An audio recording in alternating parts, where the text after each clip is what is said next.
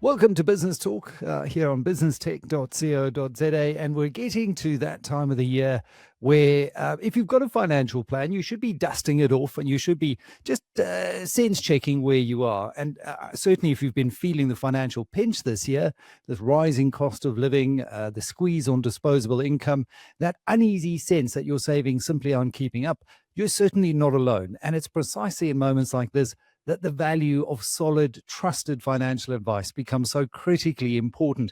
And this morning, we're speaking to someone who has thought about that very deeply and globally about the future of advice. Henry van Deventer, who's head of Omni-Channel Advice at Liberty, has spent, and I don't want to give too much away, but more than 2 decades building and shaping advice models that blend this kind of human insight with what we're seeing on the digital front, digital intelligence, and helping institutions evolve into truly advice-driven businesses. So, Henry, it's great to have you on the show. You've spent a large part of your career at the coalface of financial advice. So let's just start very broadly. South Africans are under immense pressure. And yes, inflation is now anchored at 3%, according to the SARB, but our personal inflation rate often feels in excess of that. We're chronically undersaved as a country. From your vantage point, how does strong financial advice uptake function as something of a stabilizing force for households on the one hand and for the broader insurance ecosystem on the other? Michael, that's such a good question and such a good point. I think South Africa is not unique in the sense that, it would have been really nice if we all had more money, to take a bit of pressure off. And I think as one starts, many such financial conversations, Warren Buffett once said the following thing. He said, to invest successfully over a lifetime does not require a stratospheric IQ, unusual business insights or inside information. What's needed is a sound intellectual framework for making decisions and the ability to keep our emotions from corroding that framework. And the reality is, if we look at the world that we find ourselves in today, there's more stuff to shake up our emotions and our uncertainty and our fears and to get us distracted than ever before. And where social media and so many other dynamic variables just become more and more pronounced, that is going to be even more of a challenge as each next year progresses. So what is it that we can do? Well, one of the things we found is in the old days, financial advice was about buying a product. I need insurance. I want to invest my money. Let me go and find whatever does the job that I needed to do and hope it's the right one. Where we've seen a massive shift over the last 10 years is financial advice has moved away from being about the product towards being about creating a framework for clients to make decisions where they understand the long-term consequences of their decisions before they make them. So scenario planning has become a much better part or a much better and a much bigger part of that conversation. And I think the challenge we find as South Africans is many of us lack that framework. We try to do the best that we can. Nobody makes bad decisions on purpose, except for anybody that chooses to scrum against the Springboks, but that's a different discussion. But we make better decisions the better we understand the consequences of those decisions. And if we get financial advice that helps us do that, well, then we can start doing something meaningful in terms of putting financial strategies together. And it's such a good point you raise, because in the world today, I think we're bombarded with information, and there is this trend, because there's such easy access to information, of DIY investing and thinking you can go out and do things yourself. But again, without having the kind of advice, the framework in place to help you stop making very knee-jerk, emotional-driven decisions. Often, the research shows that if you're going to chase the next winner, or if you're going to sell when everyone else is panicking, that's when you lock in those losses, you crystallize the losses and make the worst possible decisions. But, for the insurance industry, I think one of the biggest risks that insurers face today is persistency. Early lapses, cancellations, the shrinking market because of all of this pressure that consumers are under. How does quality advice actually influence that long-term behavior and policy retention, and by extension, the sustainability of the industry? Because it's an industry that is so important if we're to protect and grow wealth and broaden financial inclusion in a country like South Africa, where we have these exceptionally high rates of poverty and poor savings. Yeah. Well, the impact on the insurance side, I think if we're going to, and in any financial plan, there's the savings component, sort of stuff that's going to look after me for as long as I'm around, and there's the insurance component, stuff that's going to look after those I care for, when I'm not, or when I'm not able to look after myself. If we're going to look at the uncertain environment, and typically what we find is when times are tough, one of the first things that people do is they cancel the insurance policies. Sort of I'll pick it up again. When times are easier. Certainly, one of the things that we found on our side as well. Firstly, to your first point, we don't want people to do that. Firstly, it's not great to leave your dependents in the lurch, and secondly, purely from running a business model. Um, yeah, insurance is a little bit like riding a mountain bike, sort of which I do poorly. Sort of if I've got a 20-year-old that's going to ride a mountain bike for 10 kilometers and they've got 2 hours to do it, I'm fairly confident that they will get there. There's a low risk of that not happening. If I've got a 60-year-old that wants to do a downhill course in 5 minutes, while sipping a Red Bull, I'm going to be much more concerned about their ability to achieve a successful outcome. In insurance terms, what that means is, for insurance to work, the more stable the insured party is around building product, the more certain we can be about collecting premiums, paying out what needed to be paid, and still earning enough money to keep ourselves in business. But every time you cancel, you move further away from being the 20-year-old doing 10 kilometers to the 60-year-old doing a vertical 2 kilometers. And when you bring such a person on board next time, firstly, you may not be insurable next time around, and secondly, it negatively impacts the overall risk profile of the larger group of people you're trying to insure, which means for everybody, premiums go up. Things become a little bit less certain, and it's something we try to avoid. So, one of the things that consumers can do a little bit differently is, instead of canceling, and running the risk that when you need it, your insurance might not be there for you, or when you want to pick it up again, it may be insanely expensive, or you may not be able to get it at all. We've worked quite hard to build our products in such a way that you can do things like take payment breaks and payment holidays. There are other options that can help drive affordability that there haven't been in the past. And when the pressure's on, as it is on so many of us, instead of a knee-jerk reaction being, should I cancel this thing? A different reaction might be, let me chat to my advisor and see what my options are. And often by sticking to those options, you're able to stick to a longer term, more affordable insurance solution for what you're trying to achieve. And I think a big part of that as well, and back to what the industry is grappling with, is that cross subsidization. You need a base in that pyramid of young, healthy members coming up, taking insurance, and you have a degree of cross subsidization, especially in the long term insurance game. We know the medical schemes are battling with it, attracting newer, younger, healthier members. And I think equally in the long term insurance game, that is the challenge. And we're living through this fundamental redesign of the advice model. We've seen it with things like Robinhood, easy equities. Younger investors are a lot more digitally savvy. They want to go and they want to have a go themselves. They want to DIY it. But you still need the old school, and what I like to call, the broker who would knock on your father's door with a suitcase, and they get to understand them a little bit more. But it wasn't, we need to blend that with just not selling a product and then leaving the individual in the lurch. So we've got this shift to a more hybrid and omni-channel approach where human advisors are backed by these digital tools. How are you seeing it change advice uptake in the industry? What kind of impact is it having out there?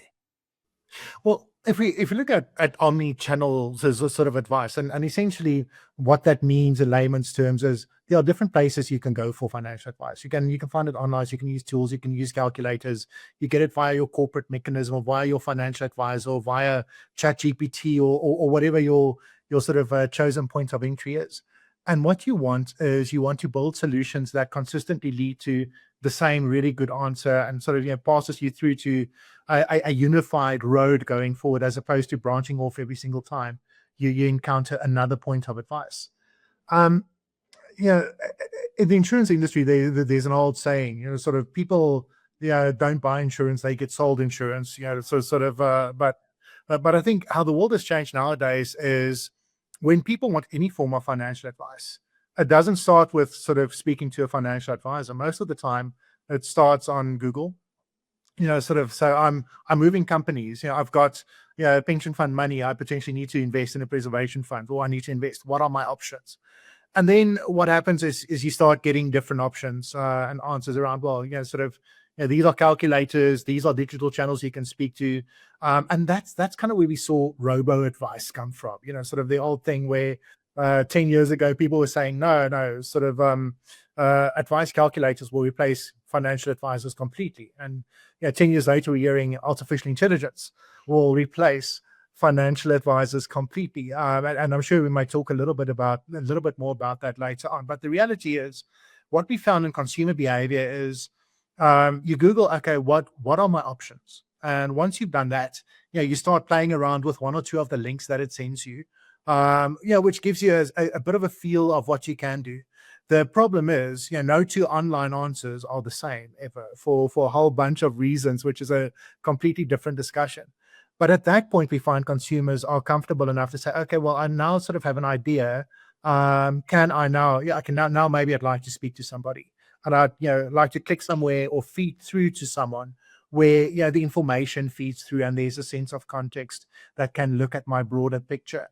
So with that being the approach that consumers follow nowadays when looking for financial advice, we're not finding that financial advisors are becoming lesser in value and in the role that they play, but the entry points have shifted, and their ability to speak to and plug into other information and advice channels that makes that a seamless, quick, easy process for clients to go through has become a really important point of focus for us. Well, let's really drill into that, because I think it's the cutting edge of where we're heading. AI, machine assisted planning, all of these things, the robo advice model that you mentioned in the past, they had been tried about a decade ago. And what we found, especially amongst a high net worth clientele, is that they still wanted that human touch. But as you say, the journey, that filtering journey, does now start with someone on their desktop, on their phone, doing a bit of their own research, and then maybe funneling down to an advisor. So as these tools become more central, maybe to the advice process, let's call it, what shifts do you anticipate in the advisor's role? How does the advisor's role change? And how could that kind of evolution contribute to a healthier, more resilient insurance sector overall? Because that's ultimately, where we get to a win-win and real shared value from this technological leap. Yeah. Well, I think there are a couple of areas that advisors are thinking about and need to think about when it comes to the role of AI. The first is, how do I show up on AI? Because more and more people don't Google if they want to know something. They ask their Claude or their ChatGPT or sort of whatever their language model of choice is. So that's becoming more and more your point of access. And secondly, it's also becoming a point of translation. I was in the States a number of years ago, and they done a survey amongst Americans, and they found that most Americans better understand what their mechanics tell them than they understand what their financial advisors tell them. So for financial advisors and artificial intelligence, I think there are three key touch points that we're starting to find more and more. The first is in how it helps you engage with your client. There's a deluge of information out there. If I'm a layperson today, I get bombarded with investment statements and insurance statements and economic overviews and all this sort of really technical stuff that doesn't make sense to most people. Where AI is great is in translating that into something that is actually understandable and meaningful to me as a layperson. And we are starting to pick up quite a lot how we use AI to make information accessible so that people understand what's going on and the consequences of their decisions. The second place where we're using AI between advisors and clients is AI engines are really, really good at identifying opportunities and turn points in the lives of your clients. So whether it be sort of key occasions coming up or shifts in the environment that might impact on your clients, the AI engines that we started using now notify advisors, say, look, this thing has happened. You may want to speak to the following clients for the following reasons. And it certainly has increased advisors' ability to deliver the right value in the right way. And then also we're finding AI is impacting quite deeply in how the solutions look that financial advisors end up choosing. On the insurance side, artificial intelligence is becoming part of your insurance and underwriting process, and how we develop and test products. In investments, a lot of your investment decisions get driven by AI and how that works, and making investment strategies more efficient. So whether we know it or not, probably AI is already featuring in our financial constructs and solutions in some way or another. The trick is, though, it's a bit like giving a loaded gun to a monkey. Sort of, if I encounter a monkey with a loaded gun, I'm not going to try and excite it. I'm going to be very careful and very nice to the monkey in case something bad happens. So what makes AI very tempting is, it's very tempting to jump into the room with a monkey and sort of, just go wild. But if we are going to start relying too much on AI for advice, there are a couple of issues we need to be aware of. Firstly, AI is very good at telling us what we want to hear, even if that's not strictly the right thing. Secondly, AI, not all of the answers we get from AI is 100% truthful or accurate. They talk about this as hallucinations in AIs. And even if it's slightly off, my financial decisions that I make are probably the biggest decisions I'm going to make in my life when it comes to securing the lifestyle I want for me and my loved ones. If that information is slightly wrong at the onset, it becomes very much wrong in the long term. So I just want to wash it, check it, make sure that I'm getting it. And thirdly, AI, well, we don't know what we don't know. So if I ask AI a bunch of questions, it's based on the knowledge that I have got. And if that knowledge is lacking, if I'm not thinking of a couple of important questions I should be asking, and I'm not asking them, then I could end up with a really bad financial consequence. And that's why we're finding AI is great when it complements what advisors do, because advisors are very good at seeing the blind spots, helping you understand the consequences, and asking the questions that maybe you didn't think of asking. That, and people enjoy it to people more than to computers. No, So absolutely. it's a bit of a no-brainer at this point. May change though. Scary Yeah. stuff. Yeah. Well, but I think to your point, using, if you're a financial advisor, you using AI more as a personal assistant, then you don't send your PA out to do the client meetings, but they help you spot things, and they help narrow down something into a focus. I for example, have tried using AI to say, what was the starting price of X, Y, and Z companies in January when we said these are our stock picks, and what are the prices today, and what's the gain or loss? And it was actually really badly inaccurate. But if I fed it the actual share prices and the information and said, just do a quick calc for me, boom, it would spit it out very quickly. So again, you've got to be careful with these things. Often it is garbage in, garbage out, because they are programmed, and sadly, to try and please, to try and develop an answer, even if it's the wrong answer. So you've got to be very careful of it. But if you use it correctly, I think it can be a great little sparring partner for you. Maybe test your own blind spots, but certainly not as the end product. If you zoom out from the tech and you look at the profession itself, given this, what are the skills, what are the mindsets or the capabilities that will define the next generation of truly great advisors? Because the other thing that the advice industry is grappling with is you've got lots of really good, shall we call them more senior statesmen, almost like that aging Springbok team. And, Russie wants to blood the youngsters. We're not seeing as many young advisors come into the industry. So it's a challenge. What are the skills? What are the capabilities? And how should insurers and banks be preparing to build their capability amongst the financial advisory community today? Well, firstly, what I do take heart from is we are starting to see the average age of financial advisors come down. So the trend is there. The reality is, though, that most people, when they choose their financial advisors are within 10 years of their age. Either within 10 years old or younger. And if you want to serve different markets, we have to be able to speak to that. One of the things we found supports that quite well is, in South Africa, as we've seen elsewhere around the world, there's been a massive shift towards virtual advice. So instead of seeing a financial advisor in person, you will have a Teams or a Zoom-based discussion, and it can be quite meaningful, and it's much quicker, more efficient, both for clients and advisors, to engage in a relationship in that way. And looking at younger financial advisors coming through, they're much more tech savvy, and they tend to just pop more, sort of in virtual meetings. And yeah, you don't need clients to be more profitable to justify for traveling, seeing them, spending the time, and all the rest.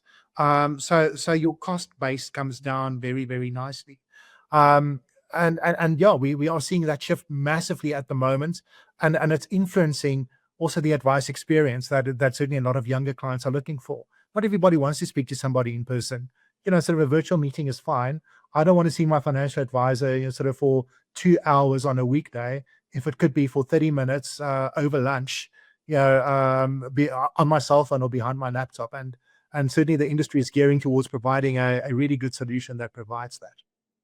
Well, that is encouraging, because I've often thought that that's another challenge in the industry that has led to this advice gap. Because if you're going to book in the time of getting in your car, driving, having the meeting, driving back, it makes certain sectors uneconomic to offer advice to.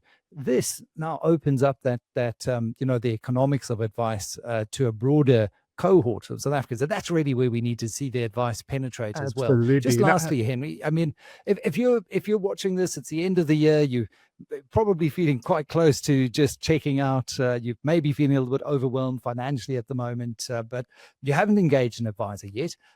Where do I start? And what's the one behavior change or first step that genuinely moves the needle, given your experience?